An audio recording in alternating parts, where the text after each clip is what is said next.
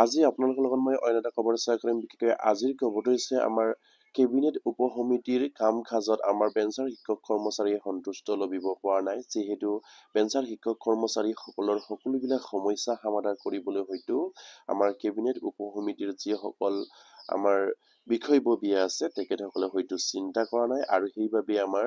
যিসকল বেঞ্চাৰ শিক্ষক কৰ্মচাৰী আছে তেখেতসকলে হতাশাত ভুগিছে। আৰু সেই বিষয়ে নিশ্চয়কৈ মই আপোনালোকৰ লগত শ্বেয়াৰ কৰিম। আপোনালোকে স্কিপ নকৰি সকলোৱে আমাৰ ভিডিঅ'টো চাই থাকিব, আৰু এতিয়ালৈকে যদি আমাৰ চেনেলটো ছাবস্ক্ৰাইব কৰে নাই কাইণ্ডলি ছাবস্ক্ৰাইব কৰি দিব। আৰু নিশ্চয় আপোনালোকে স্ক্ৰীনত প্ৰত্যক্ষ কৰিছে যে 2006 চনৰ 1 জানুৱাৰীৰ আগৰ শিক্ষানুষ্ঠান প্ৰাধিকৰণৰ প্ৰসংগত কেবিনেট উপসমিতিৰ কাম কাজত অসন্তুষ্টি শিক্ষক সন্থাৰ। আমাৰ যিহেতু কেবিনেট উপসমিতিৰ কাম কাজত আমাৰ অসন্তুষ্টি প্ৰকাশ কৰিছে আমাৰ বেঞ্চাৰ শিক্ষা অনুষ্ঠানত জড়িত আমাৰ শিক্ষক কৰ্মচাৰীসকলে, আৰু ইয়াত উল্লেখ কৰিছে যে ৰাজ্য চৰকাৰে 2006 চনৰ 1 জানুৱাৰীৰ পূৰ্বে স্থাপিত অফাৰিকিত শিক্ষানুষ্ঠানৰ প্ৰাধিকৰণৰ ক্ষেত্ৰত গঠন কৰা কেবিনেট উপসমিতিৰ কাম কাজক লৈ গভীৰ অসন্তুষ্টি প্ৰকাশ কৰিছে সদৌ অসম অফাৰিকিত শিক্ষক কৰ্মচাৰী সন্থাই। আৰু যিহেতু আমাৰ 2006 চনৰ 1 জানুৱাৰীৰ পূৰ্বে স্থাপিত অফাৰিকিত শিক্ষানুষ্ঠান প্ৰাধিকৰণৰ ক্ষেত্ৰত গঠন কৰা কেবিনেট উপসমিতিৰ কাম কাজত আমাৰ অসন্তুষ্টি প্ৰকাশ কৰাৰ কথা ইয়াত উল্লেখ কৰিছে, বিশেষকৈ সদৌ অসম অফাৰিকিত শিক্ষক কৰ্মচাৰী সন্থাই।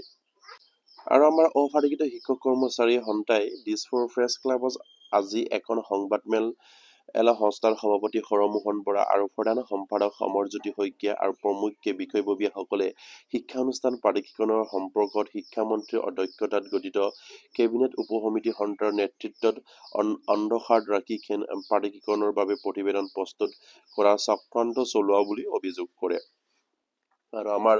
অফাৰিকিত শিক্ষক কৰ্মচাৰীসকলে আমাৰ উপসমিতিৰ যিসকল বিষয়ববী আছে, বিশেষকৈ আমাৰ শিক্ষামন্ত্ৰীৰ অধ্যক্ষতাত যিটো আমাৰ কেবিনেট উপসমিতি গঠন কৰিছে তেখেতসকলক দোষাৰোপ কৰি তেখেতসকলে ইয়াত উল্লেখ কৰিছে যে আমাৰ অফাৰিকিত শিক্ষক কৰ্মচাৰী সন্থাক অন্ধকাৰ ৰাখি তেখেতসকলে যিখিনি প্ৰাধিকৰণৰ বাবে যিখিনি প্ৰতিবেদন প্ৰস্তুত কৰিবলৈ গৈ আছে, আৰু সেই তাত তেখেতসকলে অসন্তুষ্টি প্ৰকাশ কৰাৰ কথা ইয়াত উল্লেখ কৰিছে। আৰু ইয়াৰ পাছতে কৈছে যে সভাপতি বৰাই কৈছে যে কেবিনেট উপসমিতি গঠন কৰি জাৰি কৰা চৰকাৰী জাননীত স্পষ্টকৈ লিখা আছে যে 1-1-2006 আগৰ স্থাপিত অৱশিষ্ট অপাৰিকিত শিক্ষানুষ্ঠানসমূহ প্ৰয়োজন সাপেক্ষে আইন সংশোধন কৰি হলেও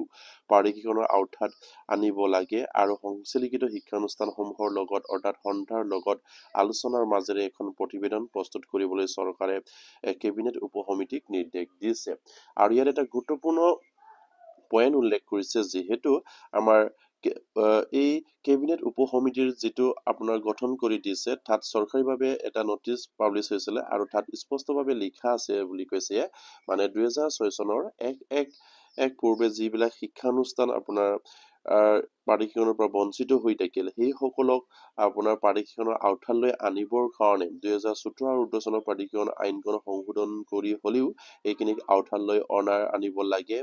আৰু যিসকল আমাৰ বেঞ্চাৰ শিক্ষা অনুষ্ঠানত জড়িত শিক্ষক কৰ্মচাৰী সন্থা আছে তেখেতসকলৰ লগত আলোচনাত মিলিত হৈ সেইখিনি কাম কৰিবৰ কাৰণে এই কেবিনেট উপসমিতিত উল্লেখ কৰাৰ কথা ইয়াত উল্লেখ কৰিছে। কিন্তু আমাৰ অপাৰিকিত শিক্ষক কৰ্মচাৰী সন্থাই দাবী কৰা মতে তেখেতসকলৰ লগত আমাৰ বৰ্তমানলৈকে কেবিনেট উপসমিতিয়ে কোনো আলোচনাত মিলিত হোৱা নাই, আৰু আলোচনাত মিলিত নোহোৱাকৈ তেখেতসকলে যিখিনি প্ৰতিবেদন প্ৰস্তুত কৰিছে আৰু সেয়া তেখেতসকলে কোনো পধ্যে মানি ল'ব নোৱাৰে বুলি তেখেতসকলে ইয়াত স্পষ্টভাৱে উল্লেখ কৰিছে। ইয়াত তেখেতসকলে কৈছে যে কিন্তু কেবিনেট উপসমিতিৰ লগত সন্থাৰ কোনো আলোচনাত আজি কবিতা অনুষ্ঠিত নোহোৱাত আশ্চৰ্যজনক প্ৰকাশ কৰে সন্থাৰ নেতৃত্বই, আৰু 2017 আৰু 2018 পথ প্ৰাধিকৰণৰ আইনখন পূৰ্ণাংগ সংশোধনৰ ক্ষেত্ৰত কেবিনেট উপসমিতিৰ সৈতে আলোচনাত প্ৰয়োজন বুলি সন্থাৰ নেতৃত্বই মত প্ৰকাশ কৰে। আৰু যিহেতু 2017 আৰু 2018 চনৰ যিখিনি প্ৰাধিকৰণ আইন ইয়াক পূৰ্ণাংগ সংশোধনৰ ক্ষেত্ৰত কেবিনেট উপসমিতিৰ সৈতে আলোচনাৰ প্ৰয়োজন বুলি সন্থাৰ নেতৃত্ববৃন্দই প্ৰকাশ কৰিছে। ইয়াত অপাৰিকিত শিক্ষক কৰ্মচাৰী সন্থাই বিশেষকৈ তেখেতসকলে 2017 আৰু 2018 চনৰ যিখিনি পূৰ্ণাংগ আইন সংশোধন যিখিনি কেবিনেট উপসমিতিয়ে কৰিব, আৰু সেই পূৰ্ণাংগ আইনখন সংশোধন কৰোঁতে আমাৰ যিসকল বেঞ্চাৰ শিক্ষক কৰ্মচাৰীৰ বিষয়ববী আছে তেখেতসকলৰ লগত আলোচনাত মিলিত হোৱাটো খুবেই এটা প্ৰয়োজন বুলি তেখেতসকলে ইয়াত উল্লেখ কৰিছে। আৰু ইয়াৰ পাছতে কৈছে যে আলোচনা নকৰাকৈ কেবিনেট উপসমিতিয়ে প্ৰতিবেদন প্ৰস্তুত কৰিলে প্ৰসংগৰ আগতীয়াকৈ অনুমতি অবিহনে বিধানসভা চলৌ কাৰ্যসূচী গ্ৰহণ কৰা হ'ব বুলি সন্থাই সকীয়াই দিয়ে। আৰু যিহেতু আপোনাৰ কেবিনেট উপসমিতিয়ে আমাৰ সন্থাৰ লগত যদি আলোচনা নকৰাকৈ তেখেতসকলে যদি প্ৰতিবেদন প্ৰস্তুত কৰে, আমাৰ ফাৰিকীকৰণ আইনৰ যিখিনি প্ৰতিবেদন প্ৰস্তুত কৰে, সেই আইনখন যদি তেখেতসকলৰ কাৰণে যদি কোনো বিসংগতি দেখা পায় তেখেতসকলে, তেনেহ'লে নিশ্চয়কৈ তেখেতসকলে হয়তো প্ৰশাসনৰ অনুমতি অবিহনে তেখেতসকলে বিধানসভাৰ চলৌ কাৰ্যসূচী হাতত লোৱাৰ কথা ঘোষণা কৰিছে। আৰু সেয়া অসমৰ চৰকাৰৰ শিক্ষামন্ত্ৰীগৰাকী বা কেবিনেট উপসমিতিয়ে নিশ্চয়কৈ সেইখিনি জনাটো খুবেই এটা প্ৰয়োজনীয়, কাৰণ যিহেতু আমাৰ বেঞ্চাৰ শিক্ষক কৰ্মচাৰী সন্থাৰ লগত তেখেতসকলে আলোচনাত মিলিত হ'ব লাগে, আৰু আলোচনাত মিলিত হৈ 2014 আৰু 2018 চনৰ যিখিনি ফাৰিকীকৰণ আইন আছে, সেই আইনৰ যিখিনি আখুৱা দূৰ কৰিলে আমাৰ শিক্ষকসকলৰ সকলোবিলাক সমস্যা সমাধান হয়, সেয়া তেখেতসকলে চেষ্টা কৰিব লাগে। কিন্তু সেয়া নকৰি তেখেতসকলে নিজাববীয়াকৈ যদি আকৌ ফাৰিকীকৰণ আইনখন যদি সংশোধনী কৰিবলৈ যায়, তেনেহ'লে নিশ্চয়কৈ আমাৰ দুৰ্ভাগ্য শিক্ষক কৰ্মচাৰীসকলে তেখেতসকলৰ ন্যায্যৰ পৰা হয়তো বহুতো শিক্ষক কৰ্মচাৰী বঞ্চিত হ'ব, আৰু সেয়ে তেখেতসকলে চিন্তা কৰিবলগীয়া হৈছে। আৰু সেইবাবে আমাৰ বেঞ্চাৰ শিক্ষক কৰ্মচাৰীসকলৰ সন্থাৰ স্পষ্ট কথা যে তেখেতসকলে ইয়াত উল্লেখ কৰিছে যে যেতিয়ালৈকে আপোনাৰ কেবিনেট উপসমিতিয়ে তেখেতসকলৰ লগত আলোচনাত মিলিত নোহোৱাকৈ যদি প্ৰতিবেদন প্ৰস্তুত কৰে, তেনেহ'লে তেখেতসকলে আপোনাৰ প্ৰশাসনৰ অনুমতি অবিহনে বা আগতীয়াকৈ তেখেতসকলে অনুমতি নোলোৱাকৈ আপোনাৰ বিধানসভা চলৌ কাৰ্যসূচী হাতত লোৱাৰ কথা ঘোষণা কৰিছে। আৰু সেয়ে কেবিনেট উপসমিতিয়ে তেখেতসকলৰ কথা চিন্তা কৰি আমাৰ যিসকল বেঞ্চাৰ শিক্ষক কৰ্মচাৰীসকল আছে তেখেতসকলৰ লগত আলোচনাত মিলিত হৈ 2014 আৰু 2018 চনৰ যিখিনি ফাৰিকীকৰণৰ আইন, সেইখিনি হয়তো তেখেতসকলৰ দৃষ্টিগোচৰত বা তেখেতসকলৰ যিখিনি সমস্যা বা যিখিনি আখুৱা সংশোধনীলৈ আনিলে আমাৰ সকলোবিলাক শিক্ষা অনুষ্ঠান পৰে বা সকলো শিক্ষা কৰ্মচাৰীক পূৰ্ণাংগ এজন শিক্ষক কৰ্মচাৰী হিচাপে নিযুক্তি প্ৰদান কৰিব পাৰে, সেইখিনি তেখেতসকলে দূৰ কৰি তেখেতসকলে এটা পূৰ্ণাংগ আইন সংশোধনী কৰিব লাগে। যিহেতু 2021 চনত অসম চৰকাৰে ফাৰিকীকৰণৰ নামত বহুতো শিক্ষক কৰ্মচাৰীসকলক তেখেতসকলৰ প্ৰাপ্যৰ পৰা বঞ্চিত ৰাখিছে বৰ্তমানলৈকে, কাৰণ তেখেতসকলক টিউটৰ হিচাপে সজাই ৰাখি তেখেতসকলক সামান্য এটা পৰিটোকি প্ৰদান কৰিছে, যিখিনি ফাৰিকীকৰণৰ নামত তেখেতসকলক যিখিনি নামত ফাৰিকীকৰণ কৰিলে কিন্তু কামত নহ'ল। আৰু বহুতো শিক্ষক কৰ্মচাৰী 2021 চনত বঞ্চিত হৈ থাকিলে বা ড্ৰপ আউট হৈ থাকিলে, আৰু বহুতো শিক্ষা অনুষ্ঠান ফাৰিকীকৰণৰ আওতাৰ পৰা বাহিৰত থাকিলে। সেই সকলোবিলাক চালি জাৰি চাবৰ কাৰণে বা সেই সকলোবিলাক সমস্যা সমাধান কৰি দিবৰ কাৰণে অসমৰ মাননীয় মুখ্যমন্ত্ৰীয়ে তেখেতসকলৰ এটা গুৰুত্বপূৰ্ণ কেবিনেট উপসমিতি এটা গঠন কৰি দিছে। আৰু সেই কেবিনেট উপসমিতিয়ে আমাৰ সেইসকল শিক্ষা অনুষ্ঠানত জড়িত শিক্ষক কৰ্মচাৰীৰ লগত আলোচনা নকৰাকৈ তেখেতসকলে কেনেকৈ প্ৰতিবেদন দাখিল কৰিব পাৰে, সেয়াও এটা চিন্তনীয় বিষয়। আৰু সেইবাবেই কেন্দ্ৰীয় উপসমিতিৰ বিষয়ববীয়াসকলে যিহেতু আমাৰ শিক্ষামন্ত্ৰীৰ অধ্যক্ষতাত আমাৰ কেন্দ্ৰীয় উপসমিতি গঠন কৰিছে, আৰু সেয়ে তেখেতসকলে সেইখিনি চিন্তা কৰি আমাৰ যিসকল দুৰ্ভাগ্য শিক্ষক কৰ্মচাৰী আছে তেখেতসকলৰ লগত আলোচনাত মিলিত হৈ তেখেতসকলৰ সমস্যাখিনি সমাধান কৰিবলৈ চেষ্টা কৰিব লাগে। আৰু 2021 চনত যিবিলাক ফাৰিকীকৰণৰ পৰা বঞ্চিত হ'ল, বিশেষকৈ ড্ৰপ আউট হ'ল, সেইসকল শিক্ষক কৰ্মচাৰীক আওতালৈ আনিব লাগে। আৰু যিসকল আমাক টিউটৰ হিচাপে 2021 চনত ফাৰিকীকৰণ কৰিলে, সেইবিলাকৰ সমস্যা সমাধান কৰি তেখেতসকলকো পূৰ্ণাংগ শিক্ষক হিচাপে ফাৰিকীকৰণ কৰিবগে পাৰে নেকি, বা তেখেতসকলক পূৰ্ণাংগ এজন শিক্ষকলৈ উন্নতি কৰিব পাৰে নেকি, 2017 আৰু 2018 চনৰ যিখিনি আখুৱা আছে সেইখিনি সংশোধনীলৈ আনি তেখেতসকলৰ সমস্যাখিনি সমাধান কৰিব লাগে। আৰু বেঞ্চাৰ শিক্ষা অনুষ্ঠানত জড়িত সকলো শিক্ষক কৰ্মচাৰীৰ লগত আমাৰ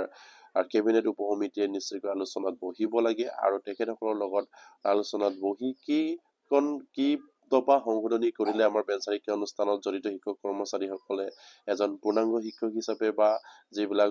আমাৰ শিক্ষা অনুষ্ঠান বঞ্চিত হৈ আছে ফাৰিকীকৰণৰ পৰা, সকলো শিক্ষা অনুষ্ঠানক সামৰি ল'ব পাৰে, সেয়া চেষ্টা কৰি তেখেতসকলৰ লগত আলোচনাত মিলিত হৈ আমাৰ কেবিনেট উপসমিতিত বিশেষকৈ প্ৰতিবেদন দাখিল কৰিব লাগে বুলি আমাৰ ফালৰ পৰা মাননীয় মুখ্যমন্ত্ৰী আৰু শিক্ষামন্ত্ৰীলৈ অনুৰোধ থাকিল। আৰু প্ৰতিগৰাকী বেঞ্চাৰ শিক্ষক কৰ্মচাৰী জড়িত যিসকল শিক্ষা অনুষ্ঠান আছে, সেই শিক্ষা অনুষ্ঠানবিলাক যেন বাদ নপৰে সেয়ে লক্ষ্য কৰিব লাগে। আৰু কেবিনেট উপসমিতিয়ে যাতে নেকি 2017 আৰু 2018 চনত যিদৰে ফাৰিকীকৰণ কৰিলে সেইদৰে যেন নকৰক,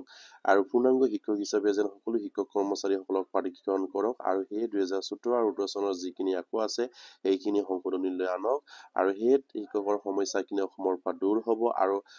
বাৰে বাৰে আমাৰ শিক্ষক নিযুক্তিৰ ক্ষেত্ৰত যদি সেইসকল শিক্ষক কৰ্মচাৰীক যদি বঞ্চিত কৰে, বা সেইসকল শিক্ষক কৰ্মচাৰীক প্ৰাপ্যৰ পৰা যদি তেখেতসকলক পূৰ্ণাংগভাৱে তেখেতসকলক প্ৰাপ্য যদি নিদিয়ে, নিশ্চয়কৈ নিশ্চয়কৈ অসমৰ আমাৰ শিক্ষা বিভাগৰ যিখিনি সমস্যা বাগি থাকিব বা কোৱা হৈ থাকিব আৰু তেখেতসকলৰ যিখিনি সমস্যা সমাধান কৰিবৰ কাৰণে তেখেতসকলে হয়তো প্ৰতি বছৰে তেখেতসকলে আন্দোলনত নামিব লাগিব আৰু সেয়া যাতে নেকি ভৱিষ্যতে নহওক সেয়া চিন্তা কৰি আমাৰ কেবিনেট উপ সমিতিয়ে 2014 আৰু 2014 চনৰ যিখিনি পাৰ্টিকৰণ আইন এইখিনি 2013 চনৰ যিদৰে পাৰ্টিকৰণ কৰিছিলে ঠিক তেনেকৈ পাৰ্টিকৰণ কৰিব পৰাকৈ এইখিনি সংশোধনী লৈ আনিব লাগে আৰু সকলো শিক্ষক কৰ্মচাৰীৰ পেঞ্চাৰ শিক্ষক কৰ্মচাৰীৰ যিখিনি সমস্যা আছে সেই সমস্যাখিনি অসমৰ পৰা নাইকিয়া কৰিব লাগে বুলি মই ভাবো আৰু যিসকল টিউটৰ হিচাপে নিযুক্তি প্ৰদান কৰিলে এই সকলোকো কেবিনেট উপ সমিতিয়ে যাতে নেকি 2014 আৰু 2014 চনৰ পাৰ্টিকৰণ আইনখন সংশোধন কৰি 2013 চনৰ দৰে যিদৰে পাৰ্টিকৰণ কৰিলে ঠিক সেইমতে যেন কৰিব পাৰে সেয়া তেখেতসকলে চেষ্টা কৰিব লাগে আৰু সেইখিনি পূৰ্ণাংগভাৱে সংশোধনীলৈ আনিব লাগে তেতিয়া অসমৰ পৰা নিশ্চয়কৈ আমাৰ বেঞ্চাৰ শিক্ষা অনুষ্ঠানত জড়িত যিসকল শিক্ষক কৰ্মচাৰী আছে তেখেতসকলৰ ভৱিষ্যতে সমস্যা নাইকিয়া হ'ব আৰু যিসকল টিউটৰ হিচাপে নিযুক্তি প্ৰদান কৰিলে তেখেতসকলৰ হয়তো ভৱিষ্যতে কোনো সমস্যা নাথাকিব আৰু সেই চিন্তা কৰিও এই কেবিনেট উপ সমিতিয়ে সঠিক সিদ্ধান্ত লৈ 2014 আৰু 2014 চনৰ পাৰ্টিকৰণ আইনখন সংশোধন কৰি আমাৰ সকলো শিক্ষক কৰ্মচাৰীৰ সমস্যা সমাধানৰ পক্ষে তেখেতসকলে চিন্তা কৰি আমাৰ যিখিনি 2014-18 চনৰ যিখিনি আমাৰ পাৰ্টিকৰণ আইন সংশোধনী কৰিবলৈ গৈ আছে সেইখিনি সংশোধনীলৈ আনিব লাগে বুলি আমাৰ পৰা মাননীয় মুখ্যমন্ত্ৰী আৰু শিক্ষামন্ত্ৰীলৈ অনুৰোধ থাকিল আৰু প্ৰতিগৰাকী আমাৰ বেঞ্চাৰ শিক্ষা অনুষ্ঠানত জড়িত শিক্ষক কৰ্মচাৰীক এটা অনুৰোধ কৰি আপোনালোকে লাগি থাকক নিশ্চয় আপোনালোকৰ কামখিনি হ'ব আৰু আপোনালোকৰ যদি নহ'লে নিশ্চয়কৈ আপোনালোকৰ যিখিনি প্ৰতিবাদী আৰু সেই প্ৰতিবাদী কাৰ্যসূচীত আপোনালোকে হয়তো ল'বই আৰু সেয়ে অসম চৰকাৰে সেয়াও চিন্তা কৰি হয়তো আপোনালোকৰ লগত আলোচনাত মিলিত হ'ব পাৰে সেয়া আপোনালোকে ধৈৰ্য ধৰক আৰু যিহেতু সময় সমাগত কিন্তু আপোনালোকে ইমান দিন ধৈৰ্য ধৰিলে আৰু সেয়েহে এই কথাও অসমৰ শিক্ষামন্ত্ৰীগৰাকীয়ে চিন্তা কৰি তেখেতসকলক অতি সোনকালে নিমন্ত্ৰণ কৰি আমাৰ বেঞ্চাৰ শিক্ষা অনুষ্ঠানত জড়িত শিক্ষক কৰ্মচাৰীৰ লগত আলোচনাত মিলিত হওক সেয়ে কামনা কৰিলো আৰু প্ৰতিগৰাকী শিক্ষক কৰ্মচাৰী যাতে নেকি এইখিনি খবৰ পাই আপোনালোকে শ্বেয়াৰ কৰি দিব আৰু এতিয়ালৈকে যদি আমাৰ চেনেলটো ছাবস্ক্ৰাইব কৰে কেনেকৈ ছাবস্ক্ৰাইব কৰি দিব নমস্কাৰ জয় আগম